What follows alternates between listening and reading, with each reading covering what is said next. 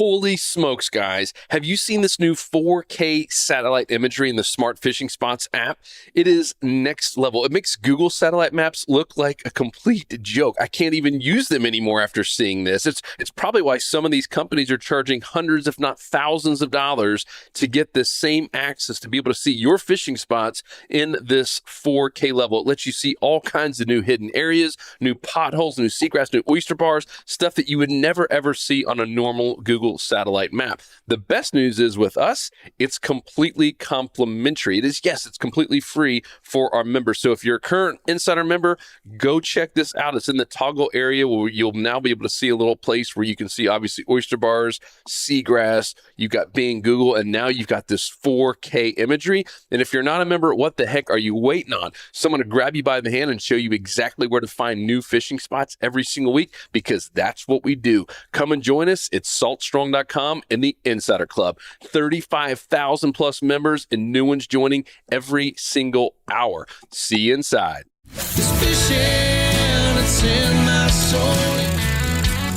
Welcome to the Salt Strong Podcast, disrupting fishing entertainment as you know it. Prepare to laugh. Prepare to get to know fishing legends in a whole new and unfiltered way. And on occasion, you might even learn a thing or two about fishing. Here's your host, Joe Simons. Like diamonds. Hello, Salt Strong Nation. Joe Simons, like diamonds. Got Luke Simons, like diamonds. There it is. 3 bad habits every fisherman should give up. 3 bad habits. There's probably many more, but these are 3 of the biggest ones that we see over and over again. These are the same 3 that we did personally over and over again, which led to a lot of frustration. It led to a lot of skunked days. It led to some humiliation, and it certainly led to a lot of wasted time and money. And I don't know that it's ever something that you just solve all 3 of these. Even as I look down this list of these 3, I'm still guilty of this sometimes. We're always constantly learning. That's why Salt Strong, meaning us, the royal we are always out there on the water testing this stuff ourselves, sometimes shocking the heck out of ourselves with things that we're learning that we've been doing wrong for us sometimes, 20 plus years, with some pretty surprising results. And then we report back to you, Salt Strong Nation. And of course, our Insider members get a little bit inside access and get to see all of our fishing spots and where we fish and get access to the courses and smart fishing spots. And the list goes on and on and on and on. But we still like to report as much as we can back to everyone, because it goes back to our mission of helping anglers save time and money, uniting friends and families through fishing. So please, please, please listen to this one all the way through.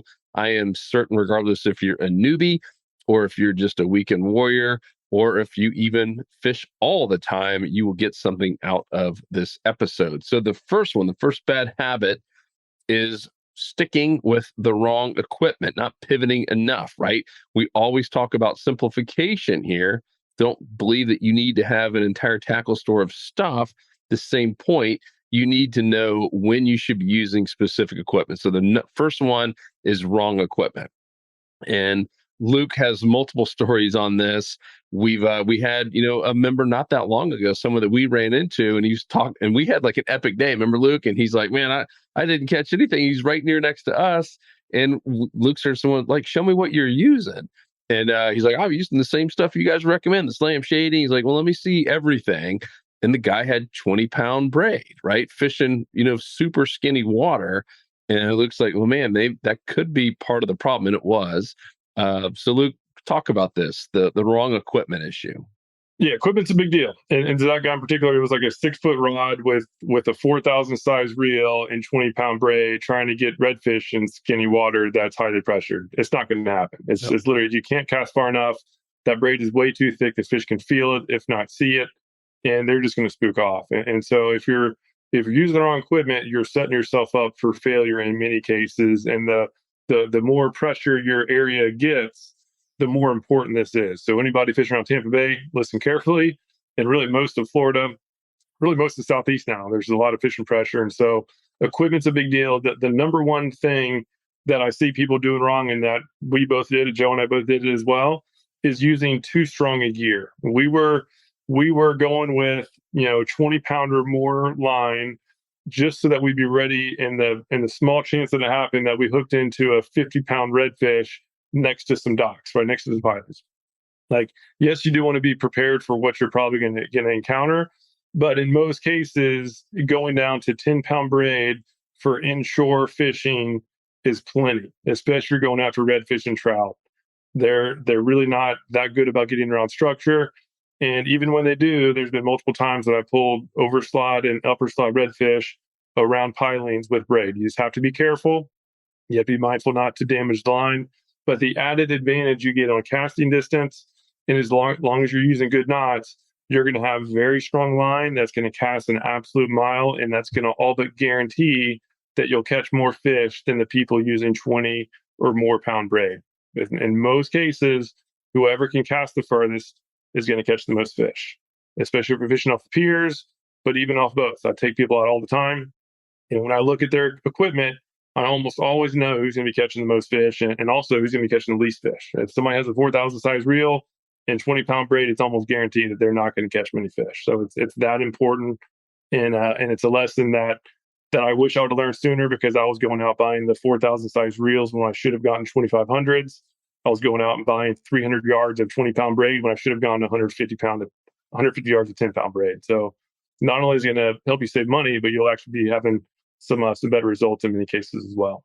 Yeah. And, we fished with Captain Peter Deeks many times. He's got multiple world records. This guy's going after some pretty big fish. I mean, he is I would call him a live bait trophy hunter, even though he loves using lures when he's fishing by himself. When he's taking clients who are paying a lot of money to get their own personal best or even a state or world record, he's got a lot of pressure, and he's going after elephants. He's going after these big, big, big fish. And you'd be shocked, even when he's going after these monster 30 plus inch trout. And he caught that 150-inch redfish, and that was using 15-pound braid. He was under 20 on that was a 4,000 series reel. So because he had a lot of line capacity. A lot of times he's letting this live bait go really, really far, but otherwise he'd be using a 3,000 series reel for all this, and 10 to 15, sometimes 20 if he's going to be in heavy structure. It's really shocking. I think a lot of people get on his boat, and he's told us, he's like, yeah, they look at it and like, I thought we were going after big fish today, Captain. And he's like, we are. This is what we're using, right? Because I think a lot of people think, oh, I need a 6,000 series, to catch these big 40 and 50 foot, not 50 foot, 50-inch redfish. And there could be times if you're fishing some crazy inlet with all kinds of current and there's structure, sometimes you might need to go a little bit heavier, but never that heavy. And usually you'd be shocked, to Luke's point, what you can get in on even 10-pound braid. I've been experimenting on that new Daiwa I just bought, and our new paired up on one of the demo slot machine rods. I've been using 8-pound, and it is crazy. Like, you can feel a difference going down to 8. You've been using 5, Luke. I mean, you can tell a difference in casting. I feel like, I don't know if it's just I had a good day, but I felt like I was getting more fish having the 8 on there. Certainly could cast further. Certainly, if you're in an area that's getting a lot of pressure, the lower you can go in that diameter, the better you're going to be. And talk about the 5. I mean, you've even done some experiment with it, haven't you? Yeah, so I'll go to the 5, but first I just wanted to make something clear. So with live bait, you can get away with thicker lines. So in many cases, live bait, the bait's doing the work, right? And especially if you're like cut bait fishing or dead bait fishing, as long as you can cast decently far, a lot of times the fish will come and find it. And so even though Peter's using live bait, he's still going light because he's actually casting a decent amount and he's letting a lot of line out. He's getting that bait away from the boat as far as possible, knowing that the biggest, smartest fish are most likely going to be the ones that are striking way out of the way, where they know there's danger in the area. They're not going to be hitting close to the boat. So if you're using lures, it's extremely important to go light. If you're using live bait, you can get away with going heavier, but you still need to be mindful of going as light as you can. So the 5-pound story, I was going out doing some sight fishing over the summer, and the redfish were just spooking off. Even I would literally, I would cast way ahead of them, and I would watch my line fall and hit the water, even like 5 feet in front. The line and the lure were all landing way away from the fish. And the lure would hit, and then the line would settle down like 3 or 4 feet in front of it, and I would watch the fish just spook off. And this is 10-pound braids. These are just heavily pressured fish. And so what I did is I realized they can feel this. They can either feel the line, or they're seeing the little ripple of just the line laying on the water. And so I moved down to a 5-pound braid, and that resulted in better fish catching. Right. So they were still kind of spooky, but that line is just that much thinner, and they had a harder time picking up on it, which helped just catch more fish. And even that 5-pound braid, I did some knot tests with it, and it was still breaking over 11 pounds with the FG knot and a 15-pound mono leader. And so same for the leader too, right? So use the small leaders you can get away with. I've started going down to even 10-pound leader in many cases, as long as I use a little bite tippet. So I'll do a 10-pound leader, and then like the last 6 inches go up to 20. That way the fish just can't field as well. But you have the beefed up business end to handle the abrasion of fish. And even lately, this has been my tarpon setup, right? So even going after tarpon, granted they're juvenile tarpon up to about 30 pounds, I'm still using a 2,500 size reel with 10-pound braid, which is my normal inshore setup. And then I'll have just a bite tippet. You can barely see it here. So here's a uni knot to a bite tippet that goes to 30 pounds, right? So 20-pound top leader, 30-pound bite tippet. And this was absolutely dominating tarpon up in the shallows. It was an absolute blast. Whereas before, I would do a full length of 20 line and going after tarpon, I would have been using a 20-pound braid or even more, and I wouldn't have had any of the results I just had, because I would only be able to cast a fraction of the distance, and the fish could more easily pick up on the line. I even did a casting contest on a 10-pound braid versus 20-pound braid. All else being equals, it was Power Pro, original Power Pro, had it on the same rod, the same reel, and the 10-pound braid was casting an extra 15 plus feet per cast. It was like an extra 20%. And just doing the math, it was like an extra football field every like 15, 20 casts. And there's not much in fishing that you can do to guarantee you catch more fish than to be able to cast further every cast. So it's one of the few things we actually have complete control over.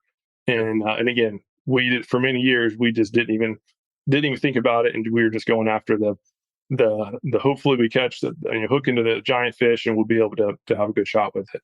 Yep. So speaking of that, this ties in with equipment and casting, is the rod. You mentioned that one gentleman we ran into at the ramp showed us what he's using, a little 6-foot live bait rod, and that it's okay if you're just dropping straight down with live bait or cut bait, but the rod, I guess a good analogy, Luke, you're pretty serious about tennis, and Luke plays in little tournaments on the side.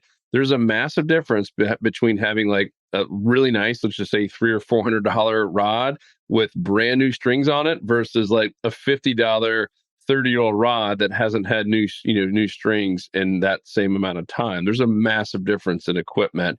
And it's the same when you get a real legit rod and you make a cast, not just the cast, but the hook set, the feel, everything, it is night and day difference. And so many people, we fished with some friends not that long ago, they're not catching anything. I'm like, let me see what you got. Same thing. He had a really nice reel, had a really nice, a couple $100 Daiwa reel. And the rod, it was just like an afterthought. It was an absolute dud. And I was like, dude, this thing's horrible. He could barely cast it. So talk about that, because that rod is so critical. And that's why we're spent so much time trying to create this slot machine. This is our up and coming rod that is next level. It's not for everyone. This is not for beginners. Just like a beginner doesn't need a $400 tennis racket. Like, start somewhere in the middle and work your way up. But talk about the power of a rod there, Luke. Not the power, but the power of a good rod. The importance of it. And so having a good fishing rod is way more important than having a good tennis racket. Because the tennis racket, there's a lot more involved, like with the actual swing, than like fishing rod. It's literally, that's the thing that controls everything. It helps you cast further, which is a small flick of the wrist. With a good rod, you can absolutely sling it further than most people do when they're power casting with an inferior rod. Also, the feel of strikes, the hook sets, handling the fish.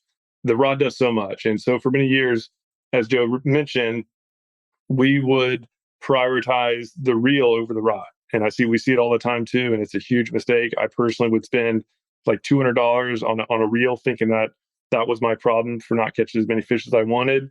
And then the rod was the afterthought. Rod, just get like a $60 rod, whatever I could find at Walmart. Horrible idea, right? So even now, I'm literally using a $60 reel. This is the Daiwa Legalis, and I'm putting on a $350 rod.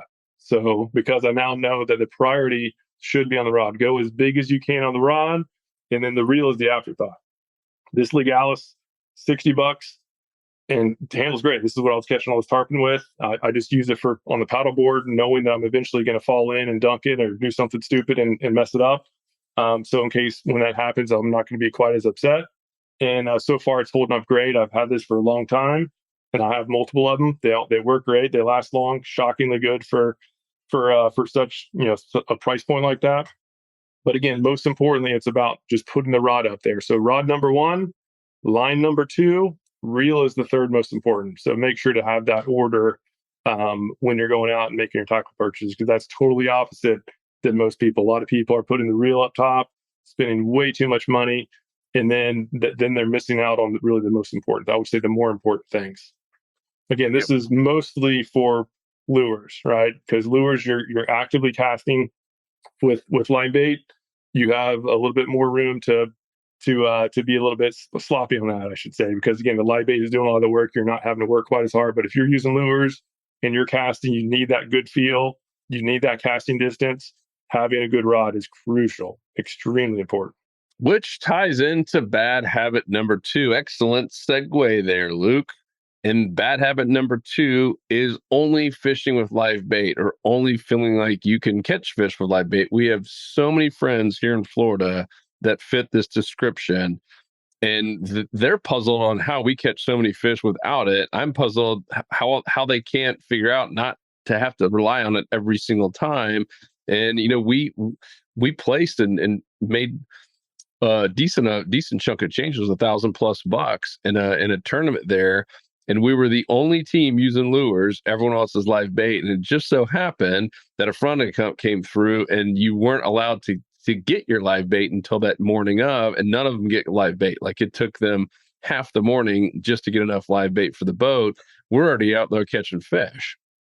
And every single guide in Talking Head that we've had on here, Talking Heads, I mean the guys who have their own fishing TV shows, every single one of them have said, man, like, the one thing I would tell everyone is become proficient at using lures.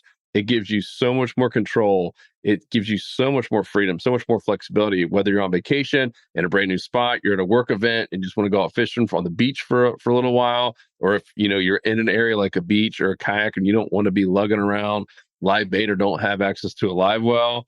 It is game changing, and it's really fun.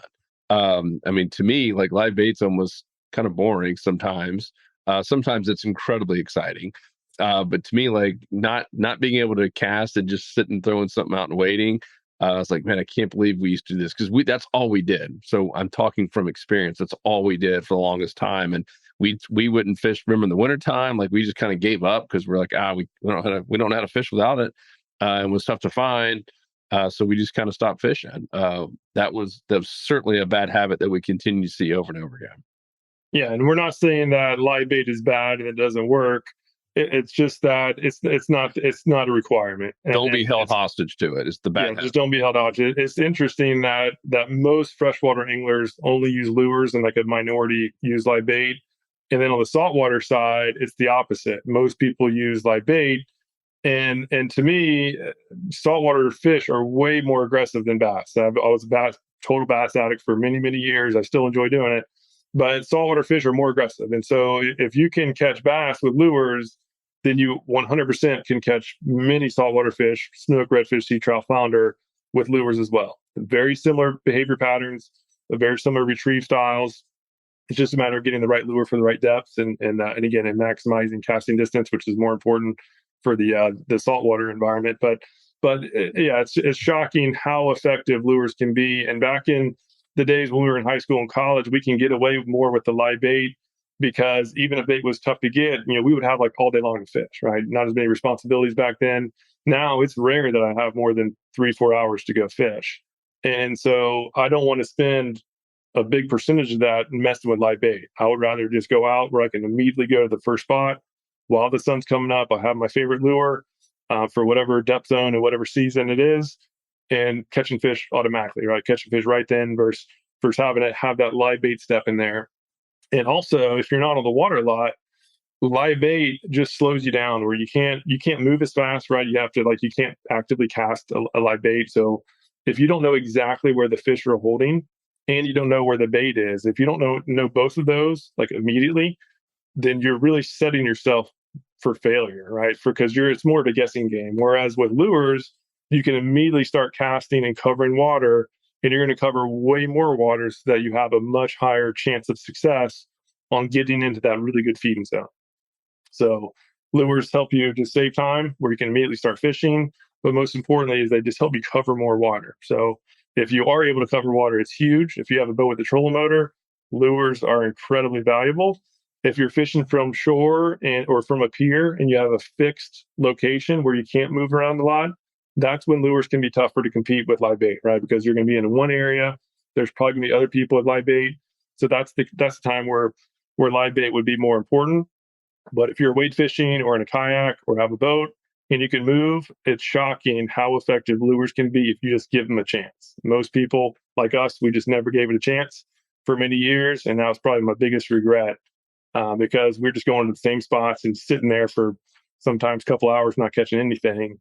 Whereas if we would have just used lures and started moving around, we would have found way more spots way faster than we ever did. Yep. It's basically just a bad habit, right? I think it's been passed on from many generations of fishermen in the saltwater, just like the bass guys. It's a different habit, right? It's been passed on. Hey, yeah, use lures, use plastic worm, give me a little culprit Berkeley, right?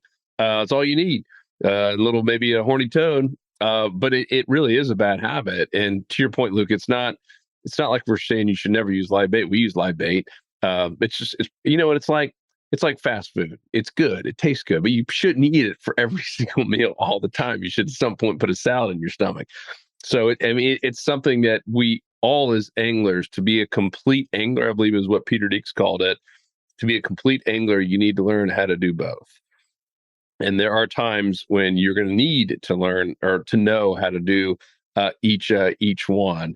And I'm just telling you, like, if you're still on the fence, just give it a try. Join our Insider Club. We have more than anyone out there on how to basically convert yourself from a live bait person to artificial lures in the quickest and easiest way possible. And it is about simplification, right? You don't need a billion lures. You just need a couple. And we've even done a couple of podcasts on that. But we have all kinds of little courses on how to do that. It'll make your life so much more simple and just so much more enjoyable. And what's interesting too, I think part of the bad habit on the recreational side is they, especially here in Florida, they see all these captains that go out there and live bait. And I would too if I was a captain, and there's a reason they do. But talking to a lot of these captains offline, they either, like Peter Deeks, who's into fly fishing and stuff, and uses our lures when he's fishing by himself or with his friends. A lot of them say, man, I'd love to use lures more often. The problem is, most of the people who come on my boat don't really know how to cast, or I have 4 or 5 people all fishing together, and that's just not safe to have that many, things being whipped around. Once again, when people aren't the best casters. But some people, like Hollywood, he loves it. He's got a handful of clients who he knows are really good at casting, and they only do artificial lures. So there are captains that do that, but it's more of like a liability on them, and they want to make sure that their clients or clientele actually knows how to make casts and is comfortable doing it. But it is interesting that most of the guides out there have live bait, and I think that's all. If that's all you see, and that's how you assume, hey, they're the best, and they only use live bait. And I assume, right? Because Florida Sportsman, like if you read that back in the 90s, that's all they talked about. They barely talked about lures. DOA might get a little shout out every once in a while, mirror lure, but other than that, there was just no one really talking about lures for saltwater fish. And then Berkeley Gulp came along, but other than those three, it wasn't that big of a market. And now it seems to be exploding, which is good. Let me add a shameless promo. So this has been a big issue with a lot of anglers. So we put together a bundle. So it's on fishrun.com. It's called the Ultimate Inshore Tackle Bundle, and it just includes the best of the best lures. It's the top lures that can basically make sure that you're prepared regardless of what you come across. If you were going after redfish, sea trout, snook, flounder, also triple tail and juvenile tarpon, love these lures as well. Yep. But you get the lures, Plus, you get, as soon as you complete the purchase, you get an email with the education on exactly how to choose the right lure for the right situation, obviously how to rig it, how to retrieve it.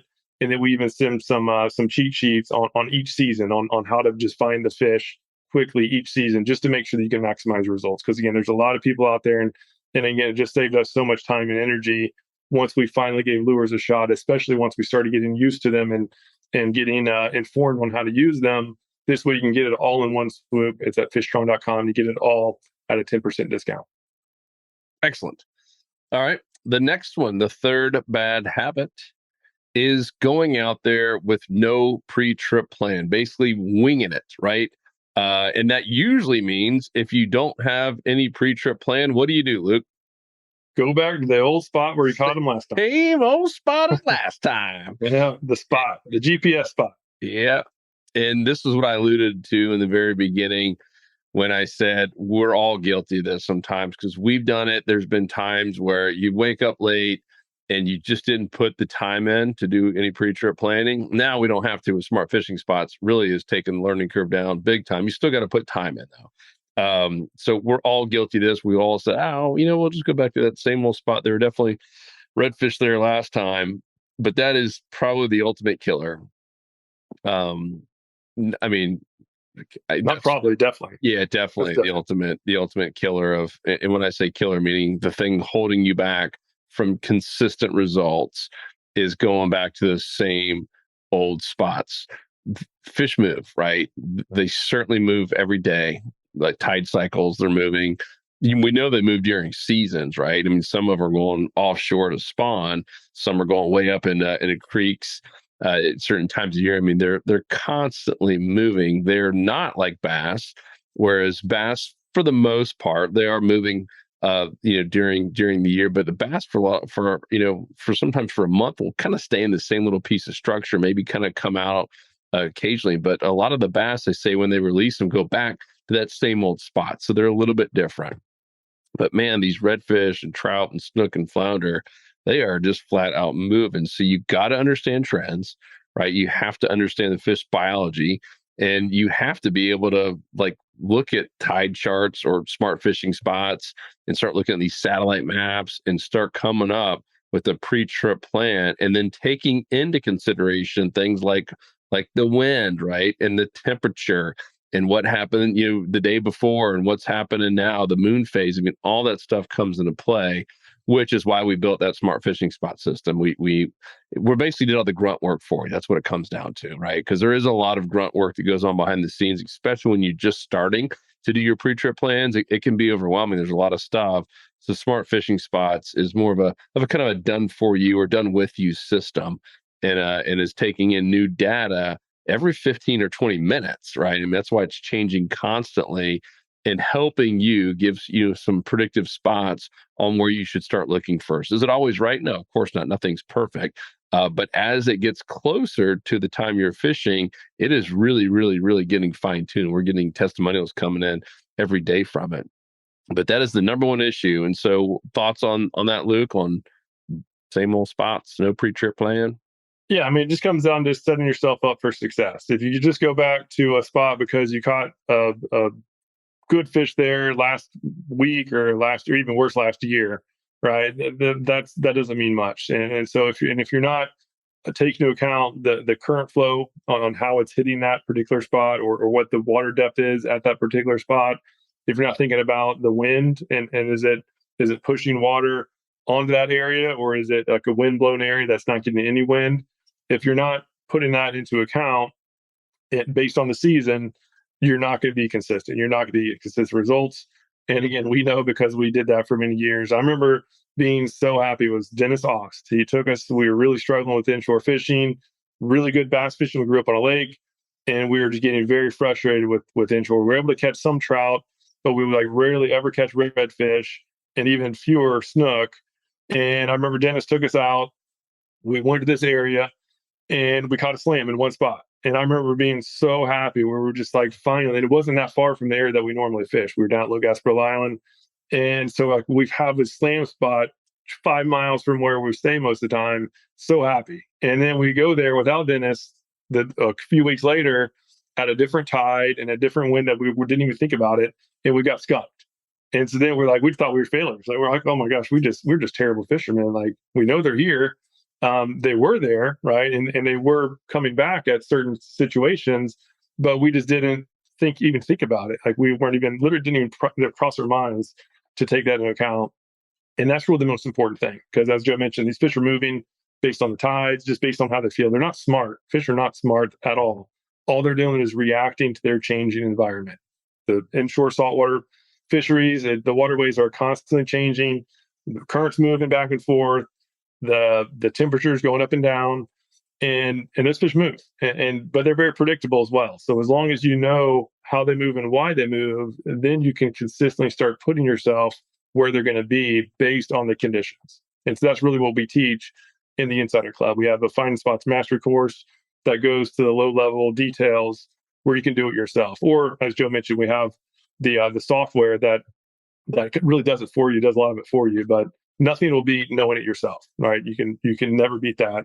So that's why we have that course that just hammers it home and goes directly at the details. Yep.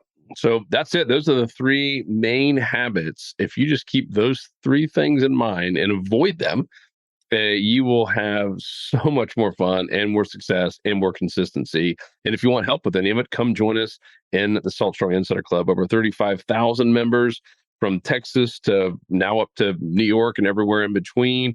More people joining literally every hour, which is really awesome. The best news is it's now less expensive than the cup of coffee per week. It used to be per day, when coffee used to be pretty affordable. Now it's cup of coffee. It's probably cup of coffee every other week. Less, right? It's $1.87 per week. However much you pay for your coffee. But even like inexpensive coffee is, $1.87. And Starbucks, you can spend $4 or $5 sometimes on this stuff. So yeah, it comes down to 27 cents per day, $1.87 per week.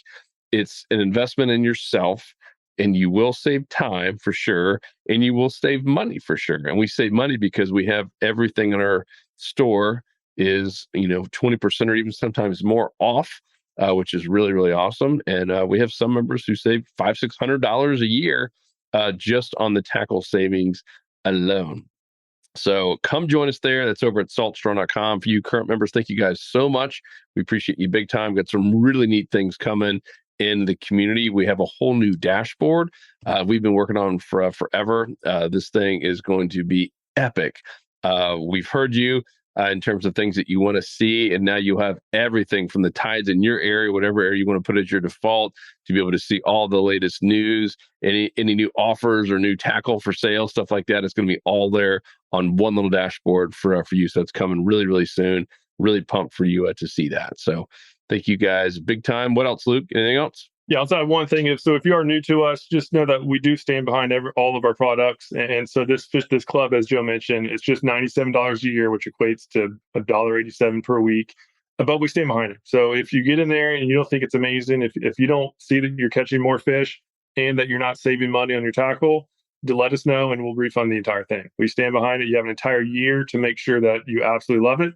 And I just wanted to throw out there, we just wish that somebody gave us a no risk offer like this when we were struggling. It would have saved us countless years and no telling how many hundreds, probably thousands of dollars buying the wrong equipment. So saltstrong.com, you see the pricing page. Again, the risk is on us. We can't wait to see how it helps you. We have now over 30,000 members, and we think you're going to love it as well, just based on the feedback we've been getting. So it's all there ready for you to start catching more fish and saving money while doing so. Yep. And Luke mentioned if you're struggling, but even if you're not struggling, if you just want to get better, which all of us should, we're using the same stuff that we're teaching because we're always trying to get better. And we have many full-time guides who have joined that want to become better at using lures and want to understand even the, reading maps and how to find spots better. Using some of this latest and greatest technology. So all kinds of different people, regardless of where you are in your fishing journey, we have people who are in your shoes and have been in your shoes and are willing to help. So come join us there at saltstrong.com. Otherwise, guys, we appreciate you big time, and we'll talk to you on the next episode. Peace. We out. 'Cause fishing